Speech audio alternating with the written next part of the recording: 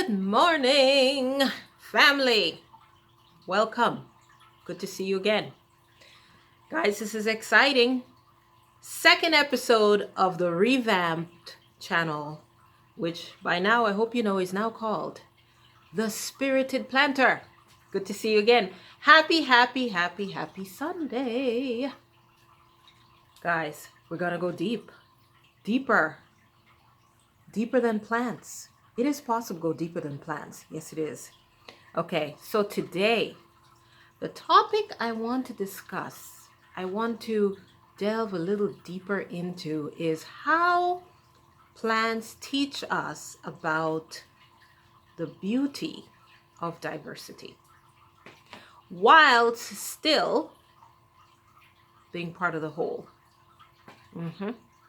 And how are we going to do that? I'll tell you how we're going to do that.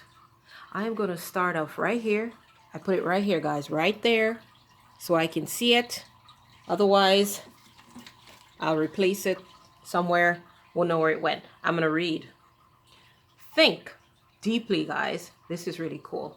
This is one of my favorite Bible verses, and it's been on my heart for a few days now. It's really been on my heart. I feel like the Spirit just put it there because, as you know, guys, there's a lot of crap happening in the world, a lot.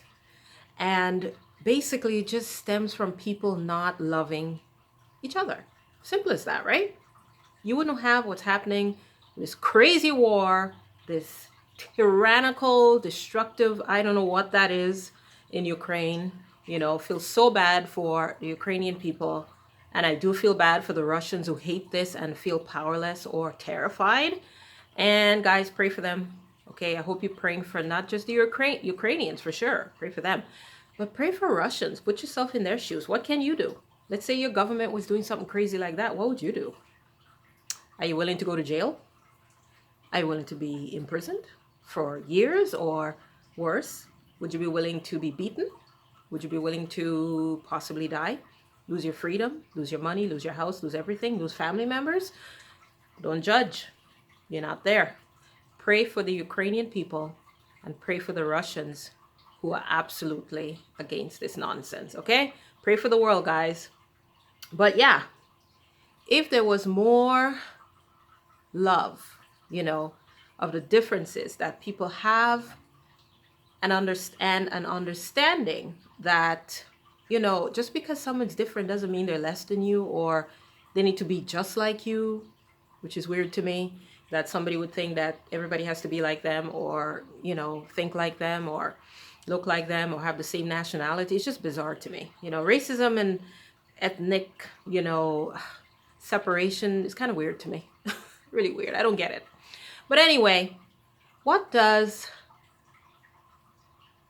the Bible, what does nature, what does God, what do plants have to teach us about that, guys? So let's delve a little deep. But before I go, I'm going to read you my favorite verse, one of my favorite verses, because there's way too many to have a favorite, in the Bible, which is 1 Corinthians verse. And now I could read more than one, guys, but I'm going to stick to a couple because this chapter is pretty long for this video, okay? I don't want to have an hour video. So I'm just going to read for 1 Corinthians chapter 12 and verse 14. And then we're going to delve, okay, after a couple of verses, into what I learned from plants every day and why I do what I do with plants. So for verse 14 says, for the body is not one member, but many. The body, guys, this body, okay, we're going to use the body as the image, okay? That's what Paul's doing. But he's actually talking about the body of Christ, as in the church, the people of God, etc. But you can also see how that works with looking at the human body, because that's what he uses to illustrate his point. This body that you and I have, okay, it's made up of different parts. I got eyes, I got nose, I got mouth, so do you. Arms, skin, organs, all those things put together, hair, you name it, it's all part of one body. So Paul continues. If the foot shall say, because I am not the hand, I am not of the body, is it therefore not of the body? What's Paul saying, guys? Let's talk about it. What if one morning your foot decides, you know what? I ain't digging this body business, okay? I don't want to be part of this body. I'm leaving. I can't do it. How will you walk?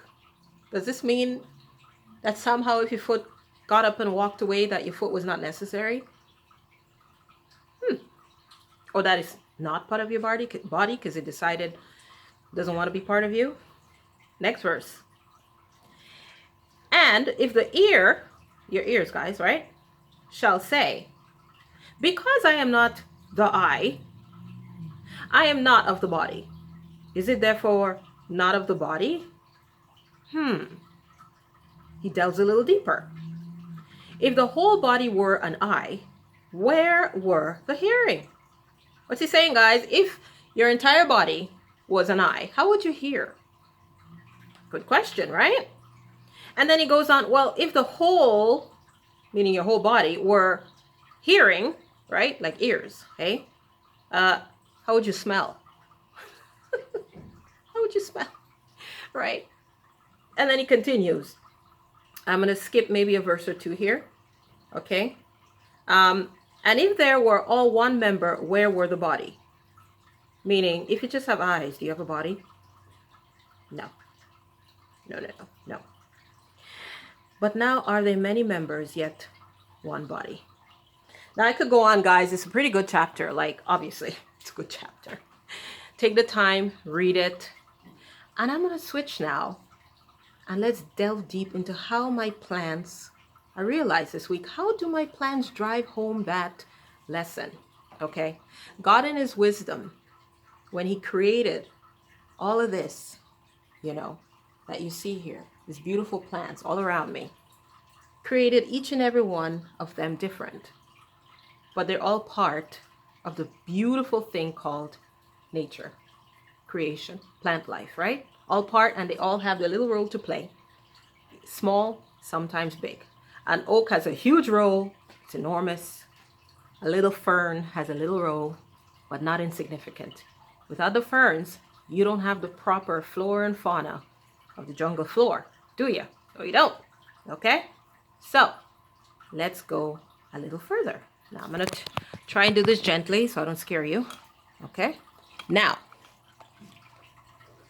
here we have my collection of plants, specifically succulents, guys. Now, I'm going to pan over them and have you get a good look at them. Okay? As you can see, they're all different. But I recently learned, guys, you know, that all, let's see if I can get this right. All cacti, okay? These little pokey guys that everybody knows, and some of us are terrified of their needles, right? These beautiful things right here. All of them are succulents, okay? All cacti are succulents. So this means this prickly little beauty over here, that is definitely a succulent, but it's a cactus. And what I also learned is that although every cactus, okay, is a succulent, not all succulents, of course, are cactus or cacti, right? But they're all succulents no matter what. There is diversity in their beauty, and beauty in their diversity, right? I mean, if you look at these cacti, because they're not all the same species, obviously. I think this is a coryphantha, I think how you say it. I love the inward curving needles on it, spikes. Then I don't know what this one is. I can't remember, guys. That's something I'm trying to learn more about. You know, what type, can you see me? The names of cactus. But I do know some of them. Like these are echeverias right here. These two beautiful gray things right there. So is this. So is this. I think that's a graptovaria, but I could be wrong. And this is a Echeveria setosa. Very fuzzy. And these guys are some of my favorite plants, which are haworthias. Haworthias are very diverse. That's why, of course, I collect them. This one here is a haworthia. This one's haworthia. Okay. So is this one here. All of these guys are Haworthias. This, and that. And they're all different, but they're all the same. All Haworthias. Most of them require the same sort of treatment, not too much water. They don't require a ton of bright light for the most part, but they do appreciate bright light to grow, but they don't need hot sun. They tend not to love hot sun, actually, unlike some cacti or most cacti. But the point is, imagine, guys, if this entire collection was all the same. Imagine if every single plant looked like this, or this, or this. Why on earth would I collect over 30-something plants that were all the same? Right? Why would I do that? Would it make sense for me to collect 30 of these plants? No, it wouldn't. It wouldn't be much of a collection. People might think I'm nuts. They'd be like, girl, why do you have 30 of the same plants, right? Why is that? Because the reason that this collection of plants is beautiful is because they're all different, yet very much alike. The reason we collect, the reason, you know, that most plant lovers chase plants is because they're all so diverse and so beautiful. And when you put them together in your space, it beautifies your space, right? It also gives you good oxygen and all that good stuff, right? But the reason we chase these plants, guys, is because they're so diverse, so different, and the beauty of them is endless, right? So that's a lesson. That's what my plants remind me of every single day, guys. Let me get my glasses back on so I can see you properly. That's a lesson today. As you go about your day and you're looking at these beautiful things called plants, because I'm sure you're here because you love plants, guys. That's why I'm here too. I love plants. But I think we could learn a lot from plants, a lot from our natural environment, okay? A lot of plants I can talk about. I mean, a lot. Scindapsus, you know. Beautiful plants everywhere. String of dolphins. It goes on and on. Sable blue. Diversity, guys, is our strength. Diversity is a necessity. And diversity is beautiful. God in his wisdom created all these plants to look a little different from the other. But at the end of the day, they're all plants. And they each have slightly different needs, don't they? They all have different needs. Like I would never give these guys, okay, my succulents, as much water as I would give this guy. Because this guy is not a succulent, but it's definitely a plant. Isn't that incredible? Plants teach us so much, guys. So as we go through a day, we go through the life in this crazy world of ours where people seem to love division, love a good fight, love war, hate peace, seemingly love ugly over beauty, you know. Let's remember the lesson that we can take away from these beautiful things we call plants. Okay? All right, guys. I'll see you in my next video. Thanks for joining me today. I don't know, maybe I might do repotting because I am in the midst of repotting a lot of my plants now that it's spring. I hope you can see this because the sun is killer, which I mean, these beauties love, of course, right? But it's blinding. But yeah, I might do a repot. I might do, I don't know, maybe a trip video or some sort out there. Maybe a mental health day kind of thing, you know, going out to the garden center and all that good stuff. As long as you're not breaking the bank, is actually a really wonderful way to de-stress and just enjoy yourself, right? So anyway, guys, don't forget, subscribe, share my videos, pass on the word, okay? We're gonna go places with this channel. We're gonna go places. We're going to continue to dig deep every single Sunday. We hope it's every single Sunday, but that's the goal, every single Sunday. And remember what I always say, okay? God loves you. God loves you. You beautiful you. God loves you. You are like one plant in his creation. Beautiful, spectacular, just the way you're made, like this gorgeous Scindapsus exotica right here. Okay? Look at those leaves.